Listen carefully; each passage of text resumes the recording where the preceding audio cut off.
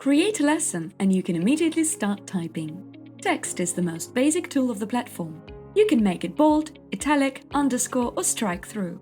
Hide the text with a spoiler and reveal by clicking on the grey area in student mode. Embed the link by clicking on link and pasting it in the box.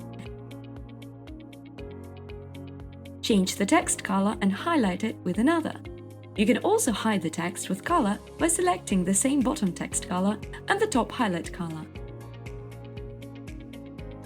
You can convert the text into several other elements, one of which is the heading. You can modify it just as text by clicking on the three dots on the right. You can also change its size. Let's add a text with questions generated by Amazee AI Assistant and see how we can change it to look like a proper exercise. Convert the text with questions into a list. Customize its look by clicking on the three dots on the right. Now let's make the task stand out. You can use bold text in different colors, add numbers or emojis. This will help you and your students navigate the lesson.